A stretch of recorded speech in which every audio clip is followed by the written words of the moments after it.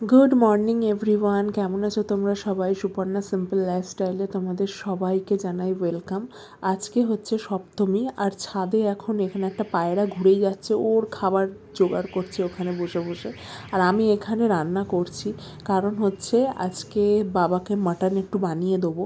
আর এইদিকে দেখো money plant গাছটা একদম ছোট অবস্থায় এটাকে লাগানো হয়েছিল, তো মাটি দেওয়া হয়েছে, তার সাথে মাঝে মাঝে একটু জল দিই, তো বেশ গাছটা ভালোভাবে বাড়ছে। আগে একদমই পাতা গজাতো না, মাঝখানে একবার মরেও গেছিলো, একটা ছোট্ট ওরম মানি প্ল্যান্ট ছিল, তো সেইটাই লাগিয়ে দেওয়াতেই গাছটা এরকম তত্তর করে বেড়ে উঠছে। আর এদিকে মাটনটা রান্না করছি, কড়াইতে একটু গোটা গরম মশলা দিয়ে দিয়েছি, তার সাথে দিয়ে দিয়েছি পেঁয়াজ, তারপরে একটু চর্বিটাও দিয়ে দিয়েছি, কারণ মাটনের সাথে যেইটুকানি চর্বি দেয় সেইটুকানি চর্বি, এক্সট্রা করে কিছু দিইনি। আর এদিকে আলুটাও ভেজে রেখেছি। এইবারে পেঁয়াজটা ভাজা হয়ে গেলে তারপরে দেবো আদা রসুন পেস্ট, তারপরে দেবো লঙ্কা বাটা। এদিকে একদিকে হাঁড়িও বসিয়ে দিয়েছি, জল গরম হচ্ছে কারণ ভাত করব। আর এদিকে আমাদের রান্না হয়ে গেছে, আজকে হয়েছে ভেটকি মাছ, ওই আলু দিয়ে ঝোল। তো ঝোল আলুটাকে আলাদা একটা বাটির মধ্যে এভাবে কিছুটা রাখা হয়েছে, কারণ এই ছোটো কড়াইটার মধ্যে ধরছিল না। আর ভেটকি মাছ এতটাই নরম হয় না, মানে একটুখানি এদিক ওদিক করলেই মাছগুলো ভেঙে যায়, ওই জন্য খুব সাবধানেই ওপরটাতে রাখা হয়েছে। আর যেইটুখানি তরকারি এক্সট্রা বেঁচেছিল সেটাকে আলাদা একটা বাটিতে রাখা হয়েছে। মাছ ওপর দিয়ে তুলে দেওয়া হবে, আর তরকারিটা যার যেমন লাগবে সে সেরকম ওখান থেকে নিয়ে নেওয়া হবে। আর এদিকে মাংসটা আস্তে আস্তে কষাই, কারণ আজকে করে দেওয়ার কারণ হচ্ছে আমরা অষ্টমীতে তো লুচি পরোটা খাই, অষ্টমীতে কিছু খাওয়া হবে না। বাবা যদি এই মাংসটা পুরোটাই বাবার, তো বাবা যতটা খাবে খাবে, নইলে বাদবাকিটা নবমীতে খাবে, কারণ আমরা নবমীর দিন একদম সকালবেলা চলে যাব মায়ের বাড়িতে। তো ওর জন্যই আর কি বাবাকে তো আর রান্না করে দিতে পারবো না। আর এখানে শাশুড়ি মাও বললো যে আমি এরম একা রান্না করে দিতে পারবো না, থাক, বাবার খেতে হবে না। তো আমরা সবাই মায়ের বাড়িতে খাবো, এদিকে শ্বশুরমশাই এখানে খাবে না। আর ওর জন্যই আর কি এখানে মাটনটা আমি রান্না করে দিয়ে যাচ্ছি। আর ভেটকি মাছ যেটা রান্না করা হয়েছে, অতগুলো মাছ তো আজকেই খাওয়া হবে না, মায়ের জন্য 2 পিস তুলে রাখতে বলেছি। ওইখান থেকে মায়ের অষ্টমীতে তো আমরা খাই না, মা নবমী দশমী খেয়ে নেবে, কেন মা যেহেতু মাটন মানে মাংস ডিম এইসব কিছু আমার শাশুড়ি মা খায় না, তো উনি মাছটা খেয়ে নেবে 2 দিন। আর এদিকে বাবার মাটনটা হয়ে যাবে। বাবাও মাটন খুব একটা বেশি খায় না, ওই সকালে 2 পিস রাত্রে 2 পিস, উনি না আগাগোড়াই একটু রেখে রেখে খেতে ভালোবাসতেন। মানে যখন উনি সুস্থ ছিলেন তখনও ওই ধরো মাটন, ওনার ভাগের যে মাটনটা, সেটা উনি আজকে 1 পিস, কালকে 1 পিস, তারপরের দিন 1 পিস, এরম করে করে খাওয়া হতো। আর এছাড়াও করা হয়েছে আমের টক। এই আমের টকটা এত সুন্দর লাগে খেতে। এখানে আমের টক করা হয়েছে, মানে পাতলা একদম ঝোলঝোল মতো, যে আমের এটা চাটনি ঠিক বলা না, আমের টকই বলা যায়, কেননা একটু একটু টক টকও লাগে, আবার হালকা মিষ্টি লাগে, খুব যে মিষ্টি তাও নয়। এখানে মাংসটা মোটামুটি কষাচ্ছি। আর এদিকে না একবার ধরে যাচ্ছে, এক হাতে ক্যামেরা করছি তো আর এক হাতে নাড়াতে পারছি না, ওই জন্য ধরে যাচ্ছে। এখানে গরম মশলাও আমি বেটে রেখেছি, গরম জল করা আছে, এবার অল্প অল্প করে জল দিয়ে মাংসটাকে ভালো করে কষিয়ে নেবো, তলায় লেগে যাচ্ছে, তো ওই জন্যই আর কি জলটা একটু দিলাম। এবারে খেয়ে দিয়ে রেডি হব, যাব হচ্ছে একটু ঠাকুর দেখতে। আজকে যাব কৌশিকদের পাড়াতে, মানে কৌশিকরা আগে যেখানে থাকতো ওইখানে যাব। ওই দিক থেকে আরও ওই কাশীবোস লেন, মানে হাতিবাগানের ওই দিকে টুকটাক ঠাকুরগুলো দেখব। আর এই কানেরটা আমি কিনেছিলাম আগের বছরে, কি তারও আগের বছরে, মানে অনেক দিন আগে কিনেছিলাম, তো পরা হয় না, সবসময় তো এত ঝোলা কানের পরা যায় না।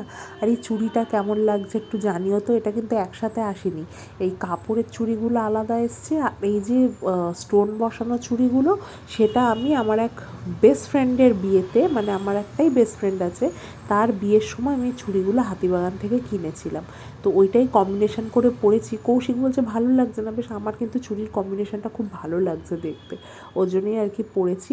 একটু সাজুগুজু করে নিয়েছি অল্প করে, একটু চুলটাও স্ট্রেট করেছি। আর এই কুর্তিটা এবারে আমার জন্মদিনে শাশুড়ি মা টাকা দিয়ে দিয়েছিল, তো সেই টাকা দিয়ে কুর্তিটা কিনেছি, তো জন্মদিনে আর পরিনি, ওইটা একেবারে পুজোতেই পরে নিয়েছি। চলে এসেছি এখন চালতা বাগানে। এখানে ঠাকুরটা প্রত্যেক বছরেই আমরা দেখি, কারণ এটা বলতে পারা যায় যে কৌশিকদের মানে বাড়ির পাড়া আর কি, একদম বাড়ির সামনেই এই প্যান্ডেলটা করে। তো ওর জন্য এখানে দেখবো প্যান্ডেলটা। আর এখানে না খুব একটা ভিড় হয় না জানো, মানে টুকটাক যেমন ভিড় হয় চলতে ফিরতে ভিড়, মানে দেখো দেখে রাস্তার ওপরেই বেরিয়ে যাও। সন্ধেবেলাটা একটু লাইন পড়ে, কিন্তু ওই মানে খুব যে লাইন অনেকক্ষণ দাঁড়িয়ে থাকতে হয় সেরকম কোনো ব্যাপার না। তো এখানে ঠাকুর দেখে এবার এইখান থেকে হাঁটতে হাঁটতে চলে যাবো হাতিবাগান। হাতিবাগান মানে কাশী বসলেন হেদুয়ার ওপর থেকে হাঁটতে হাঁটতে, এদের শর্টকাট রাস্তা আছে, ওখান থেকে হাঁটতে হাঁটতে চলে যাবো। যাওয়ার পথে যা যা ঠাকুর পড়ছে সেগুলো একবার দেখে নিচ্ছি, কেন পুজোতে তো এটাই এক আনন্দ না। আর এইখানে আমার এত সুন্দর লাগলো, মানে নারী শক্তি নিয়ে বিভিন্ন ধরনের জিনিস এখানে লেখা হয়েছে। একটু যদি ভিডিওটা পজ করে দেখতে চাও তো দেখতে পারো, মানে আর এখানে স্পিকারেও বলছে, মানে এখানে গেছিলাম ঠিকই, আমার না বেরোতে ইচ্ছা করছিল না, এত সুন্দর অ্যাম্বিয়েন্স ছিল ভেতরটার। আর এই লেখাগুলো পড়ছিলাম, প্লাস যে কথাগুলো বলছিল, মানে এই লেখাগুলোই ওরা স্পিকারে বলছিল, ভীষণ সুন্দর লেখা ছিল, ভীষণ সুন্দর। আমি এই প্যান্ডেলটায় কিছু না হলেও 15-20 মিনিট দাঁড়িয়ে লেখাগুলো পড়েছি। ঠাকুরটা তো সুন্দর করেইছে, তাছাড়া লেখাগুলোও পড়েছি, আর ওইদিকে আমি কথাগুলোও শুনছিলাম, মন জুড়িয়ে যাচ্ছিল। আর এদিকে ওই ঠাকুরটা দেখে চলে এসেছি আমরা এখন কাশী বোস লেনে। আগের বছরে যখন এখানে এসেছিলাম এত ভিড় হয়েছিল, এত ভিড় হয়েছিল, মানে আমাদের এখান থেকে ঠাকুর দেখে বেরোতে বেরোতে প্রায় 2-2.5 ঘন্টা মতো লেগে গেছিলো। তো এইবারে দেখলাম এইবারে খুব একটা ভিড় পাইনি, মানে লাইনে একটু দাঁড়াতে হয়েছে, কিন্তু আগের বছরের মতো অতটা লাইন দিয়ে দাঁড়াতে হয়নি। বাহ, এই প্যান্ডেলটাও খুব সুন্দর করেছে। ভিড় দেখেছো? এখন বাজে ওই কটা, 4টে 4:30 মতো বাজে। এখনই দেখো, এখনকার না আর লোকেরা, আমরা বলো অন্যান্য লোকেরা বলো, ওই রাত্রিরে ভিড় ঠেলে যে ঠাকুর দেখবো, অনেকেই হয়তো পারে, আবার অনেকেই পারে না। ওর জন্য সকাল সকাল এই জিনিসটা যদি রাত্রের বেলা দেখতাম, কত সুন্দর লাইটিংয়ে দিত, কিন্তু ওই ভিড় ঠেলা, ওই গরমে অস্বস্তি হওয়া, শরীর খারাপ হয়ে পড়া, ওইগুলো না এখন বেশিরভাগ মানুষজনই এড়িয়ে চলতে চায়। ওর জন্যই সবাই ভাবে সকালবেলা বেরোলে ফাঁকায় ফাঁকায় বেরোবো। তো এই যে সবাই সকালবেলা ভাবছে, এই সকালবেলা বেরোতে বেরোতেই না ভিড়টা হয়ে যায়, কারণ সবাই তো জানছি যে সকালবেলা গেলে ভিড় হয় না, এরকম আরও 10 জন ভাবছে, এই করতে করতেই ভিড়টা হয়ে যায়। যাই হোক, তবু রাত্রিরের মতো সেই ভিড়টা হয় না। এসেছি এখন বিডন স্ট্রিটে। এই ঠাকুরটাও বেশ প্রত্যেক বছর খুব সুন্দর করে, ভীষণ সুন্দর করে এই ঠাকুরটা। আর আমরা প্রত্যেক বছর আসি, এটাও সেই রাস্তার ধারে, কোনো ভিড় নেই কিছু নেই, রাস্তার অপোজিট দিয়ে দেখো দেখো এখান থেকেই আবার চলতে ফিরতে পথে বেরিয়ে পড়ো। ঠাকুর দেখে আসলাম একটু মায়ের বাড়িতে দেখা করতে, কেননা এই বাড়ির কাছাকাছি না, বাবার বাড়ি হলে এই একটা মজা হয় যে বাড়ির কাছাকাছি এসে মাকে একটু দেখে যাওয়া, বাবাকে একটু দেখে যাওয়া। ওই যে মা ওইদিকে কৌশিককে ডাকলো। কৌশিক অ্যাকচুয়ালি পুজোর সময় না খুচরো প্রত্যেকটা জায়গায় খুব সমস্যা হয়, তো কৌশিক মাকে একটা নোট দিয়েছিল, একটা না দুটো কটা নোট দিয়েছিল জানি না, বাট মা সেটা খুচরো করে দিল। ওই যে মা এখন আসছে, মেয়ে জামাই এসছে, কি খাওয়াবে কি খাওয়াবে, বেচারি নিজেই হাত ব্যথায় অস্থির। মায়ের তো বাঁ হাতে নার্ভের প্রবলেম হয়ে গেছে, তো আর্থারাইটিস টাইপের ধরা পড়েছে, এই হাত ফুলে ওই দেখাচ্ছে, হাতটা ফুলে পুরো ঢোল হয়ে গেছে।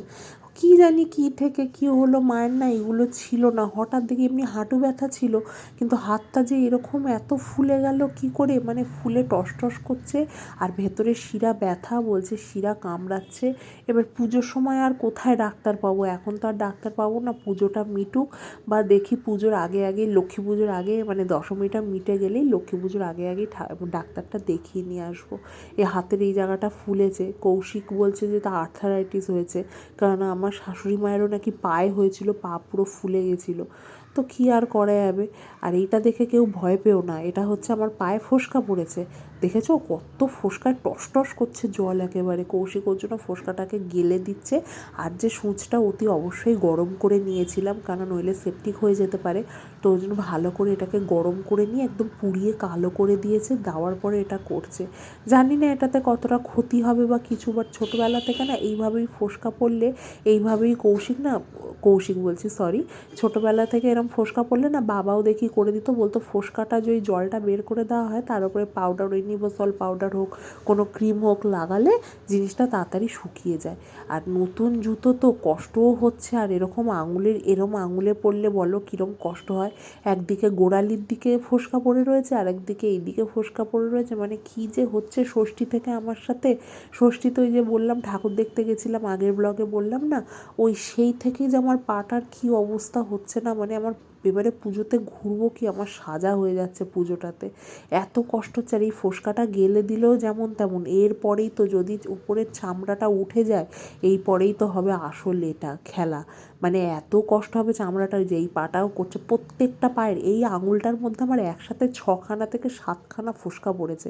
ভাবা যায় মানুষের একটা ফোসকা পড়ে, আমার এইখানে একটা, মানে পুরো আঙুলটা জুড়ে ফোসকা, এই দিকে ফোসকা, তলায় ফোসকা, উপর দিকে ফোসকা, মাঝখানে ফোসকা, এরম করে করে 6টা থেকে 7খানা ফোসকা পড়েছে আঙুলটাতে। জানি না এখনও বাকি আছে, অষ্টমী, নবমী, দশমী বাকি আছে। দশমীতে হয়তো কোথাও বেরোবো না, কিন্তু অষ্টমী নবমীটা তো বেরোবো। জানি না কি হবে। আর প্রত্যেক বছর না আমরা দশমীতেই বেরোই, এবার সেই দশমীর বেরোনোটাই আমরা করেছি ষষ্ঠীর দিনকে। তো ওর জন্যই একটা এখানে আমার মানে বড়, কি বলবো, পাটা নিয়ে আমি এত ভুগছি। এই যে নিমসল পাউডারটা এখনও লাগিয়ে দিচ্ছে, আর ফোসকাটার চামড়াটা যতক্ষণ না উঠবে পাউডারটা কি আর কাজে লাগবে, তবুও ওই মনের শান্তি যতটা হওয়া যায়। গোড়ালিটার মধ্যে আগে দিচ্ছে, গোড়ালিটার চামড়া উঠে রস গড়িয়ে মানে যাচ্ছে তাই অবস্থা হচ্ছে। যাই হোক, রাত্রিরে এবার খাওয়ার দাওয়ার একটু ব্যবস্থা করা হয়েছে। এখন পুজোর কটা দিন না আর বাড়িতে খাওয়া দাওয়া করি না, মায়ের রান্না থাকে, শ্বশুরমশাইয়ের জন্যও আনা হয় আর আমাদের জন্য আনা হয়। এখন অনেকটাই রাত হয়ে গেছে, প্রায় 10টা সাড়ে 10টার মতো বাজে, আর শ্বশুরমশাই তো এখন একটু মানে অসুস্থ, ওর জন্য ওনাকে একটু তাড়াতাড়ি খাবার দাবার দিয়ে দিতে হয়। তো ওনাকে 8টা সাড়ে 8টার মধ্যে ওনাকে খাবার দাবার দিয়ে দিয়েছি, মাইক্রোওভেনে গরম করে নিয়েছি। আমরা এখনও গরম করিনি, এইবারে আস্তে আস্তে গরম করতে বসাবো, কারণ খাবারগুলো এবার আমাদেরও লেট হচ্ছে। কালকে আবার বেরোনোর আছে রাত্রিবেলা, অষ্টমীর দিন একটু হোল নাইট করার ইচ্ছা আছে, দেখা যাক কী হয়। শরীর যদি ভালো থাকে, সমস্ত কিছু যদি ঠিকঠাক থাকে, নিশ্চয়ই বেরোবো। তো এখানে খাবারগুলো এবারে আস্তে আস্তে গরম করে নিই, তারপরে খেতে বসবো। বিরিয়ানিটাও একটু এখানে গরম করে নিই। রয়্যাল থেকে বিরিয়ানি আনা হয়েছে। রয়্যালের না একটা জিনিস কি, এখানে আলু দেয় না, কিন্তু আলু না দিলেও বিরিয়ানিটা কিন্তু খুব সুন্দর বানায়, ভীষণ সুন্দর বানায় বিরিয়ানিটা। যাই হোক, এবারে একটু খাওয়া দাওয়া করে নিয়ে এবার একটু শুয়ে পড়বো, কারণ তো হাঁটাহাঁটি, পায়ে ফোসকা ব্যথা সমস্তটাই হচ্ছে। এবার একটুখানি রেস্ট নেবো খাওয়া দাওয়া করে। আর এইদিকে মা বাবারও খাওয়া হয়ে গেছে, তো বললাম বাবা শুয়েও পড়েছে, মাও ওইদিকে শুয়ে পড়েছে। বিরিয়ানিটা না একটু বেশি করে গরম করতে দিই, ভালো লাগে একটু বিরিয়ানি ভালো গরম হলে না খেতে বেশ ভালো লাগে। এদিকে চাপটাও গরম হয়ে গেছে। প্রত্যেকবারে 2-1টা করে রুটি করি, কিন্তু কৌশিক বললো এবার ছেড়ে দাও, বিরিয়ানি দিয়েই খেয়ে নেবো। আর এইদিকে রয়েছে মায়ের মাছ, যেমন বললাম 3 পিস মাছ রাখা হয়েছে, আলু ঝোল আলাদা তোলা আছে, তো এইটা দিয়ে মায়ের হয়ে যাবে। তো আজকের মতো ভিডিওটা এই পর্যন্তই, টাটা।